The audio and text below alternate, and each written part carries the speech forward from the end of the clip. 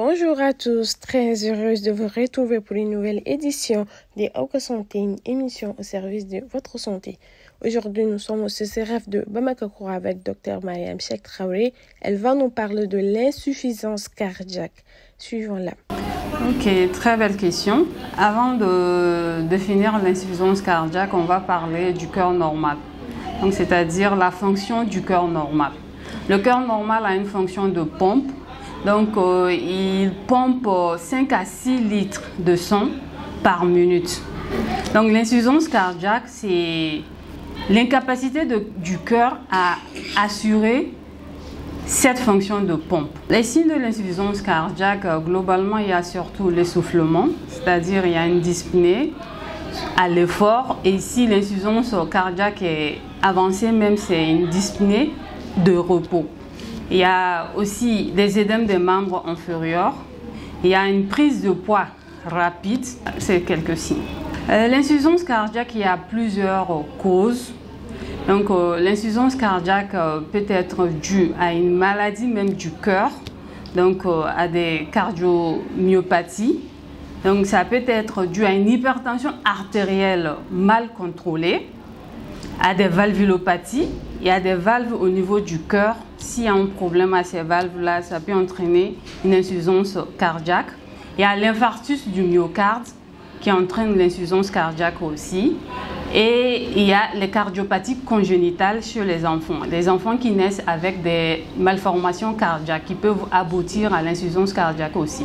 Les différents types de l'insuffisance cardiaque, d'abord il y a l'insuffisance cardiaque gauche, l'insuffisance cardiaque droite, l'insuffisance cardiaque globale, et l'insuffisance cardiaque peut être aiguë ou chronique aussi. L'insuffisance cardiaque, il y a 3 volets du traitement de l'insuffisance cardiaque. Il y a le volet hygiéno-diététique, le volet traitement médical et le volet réadaptation cardiaque. Donc le volet hygiéno-diététique, c'est surtout, si c'est une insuffisance cardiaque aiguë, c'est le régime sans sel strict. Si le moment aigu passe, on peut passer à un régime peu salé. Donc, il y a le régime peu salé. Et maintenant, le volet traitement médical, il y a plusieurs traitements médicaux plutôt. Donc, il faut vraiment un spécialiste pour ce traitement-là.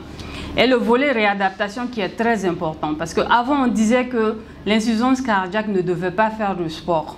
Maintenant, le sport fait partie intégrante du traitement de l'insuffisance cardiaque.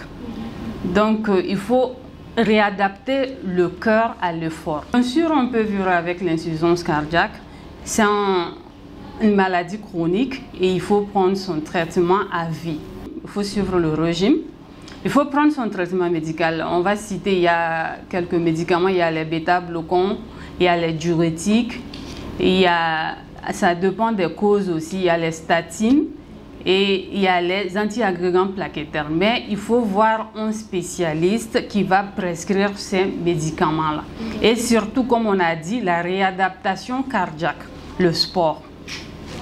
L'insuffisance cardiaque est une maladie mortelle. Le cœur même, c'est le moteur de l'organisme. Si le cœur s'arrête là, tout est fini. Les conseils, c'est d'abord, il faut suivre les recommandations du médecin, du cardiologue.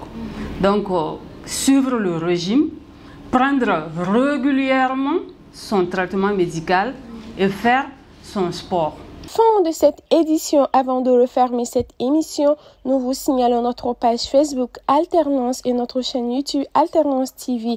Oko Santé est plein de petits conseils pratiques très sympas et très instructifs. Merci à vous, chers téléspectateurs, de nous avoir suivis. Portez-vous bien, qu'Allah bénisse le Mali.